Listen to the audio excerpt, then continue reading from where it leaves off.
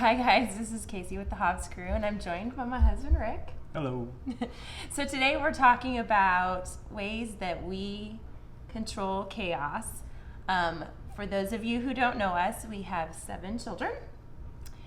Our youngest is 3 now, and our oldest is 16. So yes, that's how old our children are. So we do have a couple of rules and a couple of things that we do in our home to try to at least control the chaos. There's never no chaos because You can't that's control just, chaos. I like controlled chaos. No, you chaos call it, what do you call it? Organized chaos. Organized chaos. Yeah. Okay. That's a good way of putting it. So one of the things that we do. Control chaos. What? Is it controlled chaos or organized? Controlled chaos is usually what I say. Okay, controlled chaos. But organized chaos works too. You'll just go back and edit that out. No, the point is no editing. Okay, so the first thing that we do is we do have a start time every day. So we don't allow our kids to wake up and get out of bed. Well, no, they wake up. They get out of bed.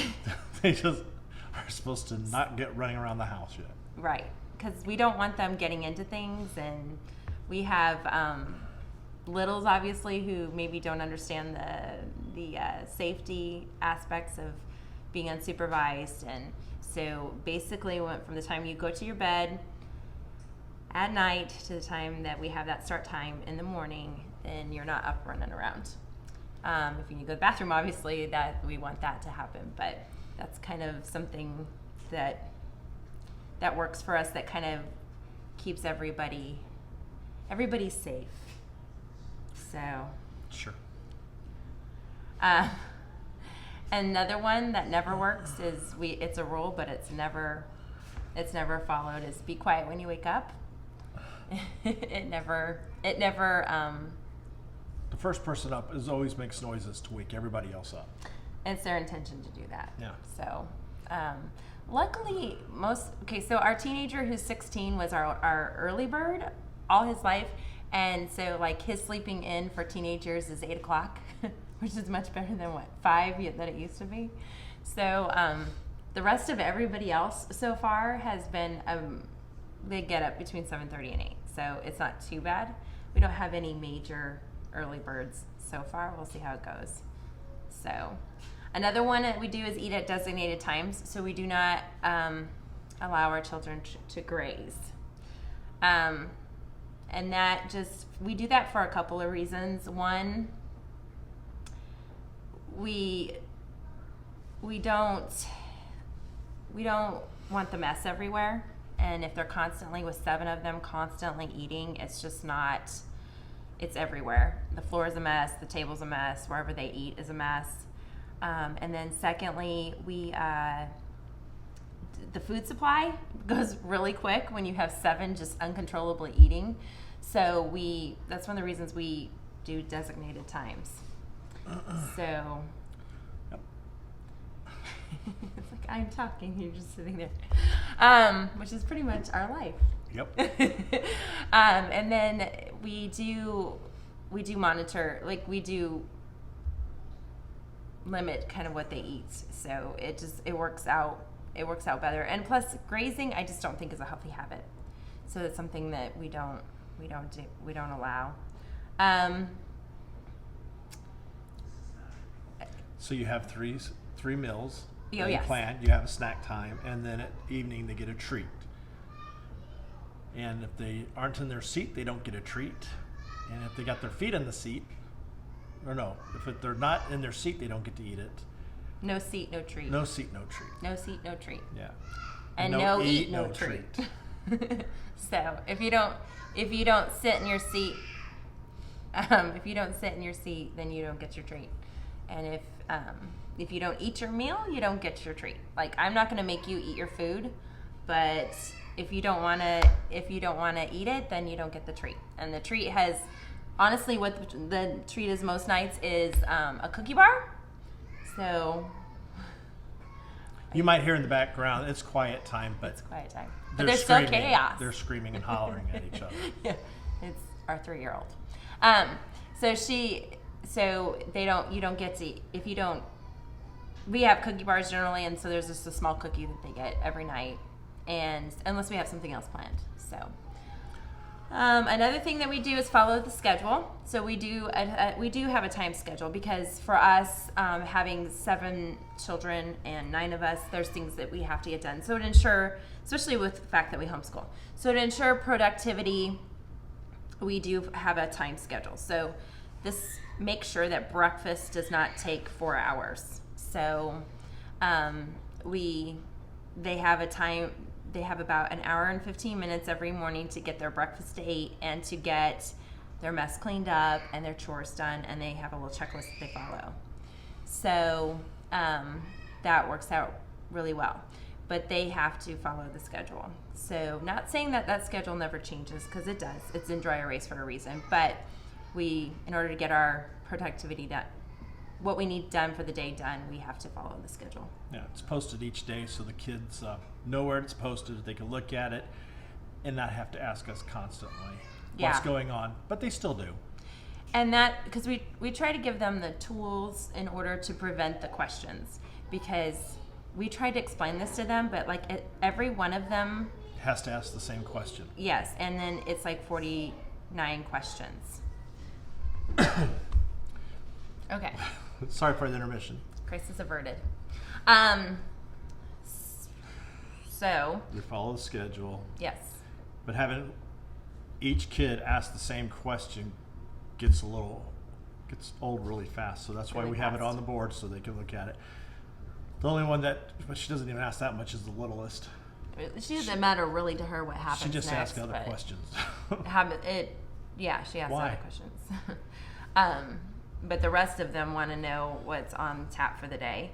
And that's totally fine with me, because the perk of having a schedule is we do have perks built in or privileges built in, and those can be lost based on behavior. So sometimes if they know that something's coming down the pike, they don't want to risk losing it. Yeah.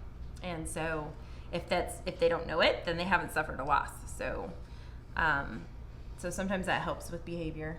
If they know that free time's ahead and free time can be taken, or if there's going to be some friend time time can be taken. Usually friend time's the electronics time. Yeah. Video games, stuff like that. Yeah. But that's limited. And then...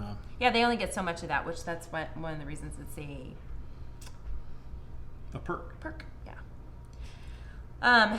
Another thing is... Focus.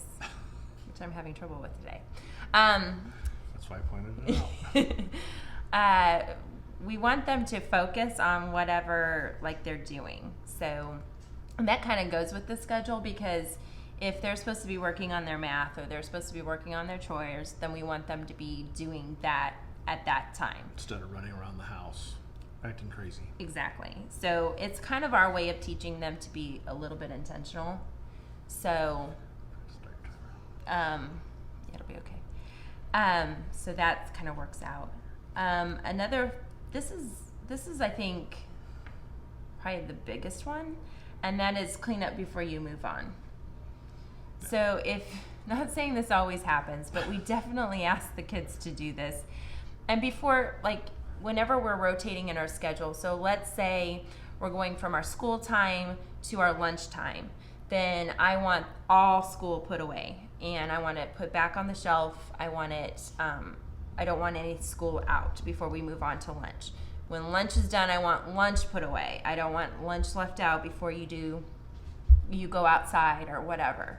And so that's one of the things that between each rotation, so when I do my schedule, I do build in a few minutes into that so that I can have them clean up whatever they need to clean up and move on. Because otherwise the entire house, because there would be 7 of them doing whatever they want to do, and I would go nuts. Coloring out one place. Yes. Puzzles out another place. Toys out another place. Legos. And it's a good thing that it keeps the house somewhat tidy, for one thing. For another thing is we all know that Legos are very dangerous. Rick fractured his foot once on a Lego. No, that wasn't Lego. That was a wooden JJ jet plane toy. We've had injuries with toys being left out, and that was when we just had one. Yeah. So for mom and dad's safety reasons, we require the toys to be put together, to be put back. So, and if you made the mess, so if let's say you spilled your plate all over the floor, obviously it's your job to clean it up. So obviously Georgie and Nikki somewhat still need help, but between the rest of them have to know how to clean. And so if they know that they have to clean something up, they're going to be a little bit more careful, because that's just, and that goes back to the cleaning up the messes too. So if they know that they have to get, or they're going to get Legos out and they have to pick them up, they're more apt to be a little bit more careful with it. So it just works in our advantage to have them pick it up. Like, I'm not going to take care of it. It's your job. You made the mess. And that's where we have the buddy system for the younger kids that have troubles. We have the older kids help out, and it rotates. But most of it goes on Bella, because she's like the big sister. Well, she is the big sister for all of them. But Bella like and Georgie, Randa carry a lot of it. Yeah, but Georgie goes to Bella for a lot. They're really tight. Our 3-year-old and our 10-year-old go together a lot. And then if she can't get Bella to do it, then she goes to her 16-year-old. Yeah. But then, which is wrapped around her finger. Yeah, she knows it's going to be a yes with Sam. So, and then Nikki, who's just turned 6, is gaining a lot more independence as we go. Yeah. But Randa, who is our 8-year-old, kind of helps out with her, and just make sure that her food's being prepared she's getting all the stuff she should be getting and things like that. If there is a mess, then Randa's probably going to be the one to kind of help her clean it up, or just at least guide her to make sure it's cleaned up appropriately. So outside playtime, that is like the best time. Yes. Because they're outside. They're outside. They're quieter outside because the walls. The walls, yeah. So like when our family first grew, like I just noticed that, if we could send them outside when they started, like, being able to walk and stuff, like if we could send them outside, nothing wore them out like a little bit of outside playtime. So that like became a big deal for me. So I schedule, if the weather permits, so like when I'm doing the schedule on Sunday, like I'm looking at the forecast, and every morning I check it just to make sure that we can get them outside, because it is such a relief for them to be outside, running around, riding their bikes, doing whatever it is that they do, playing all kinds of games, because we have a lot of kids, so they can do a lot of things, and it just really works to our benefit. And then I can have just a little bit of time when the house is completely quiet most of the time, except for the door slamming 20 times because they came back in. So to tell on somebody. Yeah. So we have to kind of say, you have to stay outside. You cannot keep running in and out. But so we had a warm day a couple days ago, so they all went down. We have a creek down on the backside of our property, and so they went down and played. That night, they all went to sleep pretty quick. And you could see when they came back, like the tiredness on their faces. Like, I was excited. That's one of the perks. They go to sleep a lot faster, and so we don't have to hear them argue and complain into the night. And honestly, when the days are longer, then after dinner, I send them outside, because they can wind down, they can get ready for bed. It just works out so much better. And they're wanting to eat outside more now, too. Yeah, which I say, hey, eat outside, because then I don't have the mess in here. Just sweep it off the deck. Yeah, exactly. Yeah, that's going to be a new chore for the chore list. No, it's already on the chore list. In the mornings, but you probably should do that at the, yeah. Well, that's why Alex likes it so much, because they're not eating in the kitchen, and that's his chore. That's it. Oh, we just figured that out. He's a smart kid. Yeah, so he'll be the one that gets to sweep off the back. We'll just tell him that, and he's going to be really upset. So Alex has to vacuum after the meals right now. So clean off the table. Yeah, so that's his job. So that's why he's been so set on. Eating outside. Let's eat outside. Oh, now we know. I like to think that you don't get very many over on us, but that one he got over on us. Yeah. All right. Bedtime. That's what we're talking about. Wear them out. Yeah. So electronics. We already did electronics earlier. Oh, that's true. Okay. Yeah, bedtime. But the electronics is we have another system of clips. So for every clip they earn, they get 15 minutes taken off their free time, but Just or electronics family is time, only or not family time, friend time. So if they get 3 of them, then they lose electronics for the rest of the day. Yeah, so it's like 3 strikes and you're out. And but we only most days only allow an hour to an hour and a half of electronics time. Now there's some days on the weekends they get a little bit more, things like that. But and the electronics are kept in our room at night, so we have some specific rules on electronics, and that electronics stay in the community area. We don't allow them in the bedrooms, and it's just because we have so many of them and just trying to keep track of everybody. Plus, I like my kids to be kind of out where I can see what's going on and allow them to have it's more of a community. And you also have the circle. Right, and we do have the Amazon, Disney Circle. We got it off Amazon, but and that helps kind of control everybody's internet consumption. But if they had their electronics in the room, we would never get them to go to sleep. Yes. So we do have a DVD player in their room, a TV, but it's not hooked up to anything. It's just to the DVD player, so they can watch a show. And if the timer's set on it, and it's set for a certain time, and it goes off. But if they had their electronics, then they would be in there playing on it all the time. Yeah. So. And so we like the I like and I think this came from our foster parent training, but I like the sense of community that, that just with everybody being together and learning to be together. I don't like for our kids, being sent to your room is like a punishment. So, and that it's essentially a timeout. So, and that's kind of the way I want to keep it. That is a punishment. But for them, it really is, it because really they is. Want to be with everybody. For me, going to my room wouldn't be a punishment. Yeah. So send me to my room. Send me to my room, please. Yeah. And then, so bedtime, we are firm on bedtime. Everybody goes to bed at 8, but then they have their show to watch. Yeah, so they don't go to sleep. I mean, they're generally out by 9:30, most of them. Except for when Sam comes in and stirs up the boys, because he doesn't have to go to bed till 9. Our 16-year-old does stay up with us an hour later, so he goes to bed at 9, and then I have a lights out time for him. So that's generally around 10:15 that everything has to be out, but usually Bella may be awake usually at that time. She seems to be a little bit of a night owl, but she likes to read, so that's what she's doing. So I like having lights out around 10:15 because I kind of like to have the house asleep before I go to sleep. So that's just something that we do. Those are like the 13 things that we do to keep chaos down.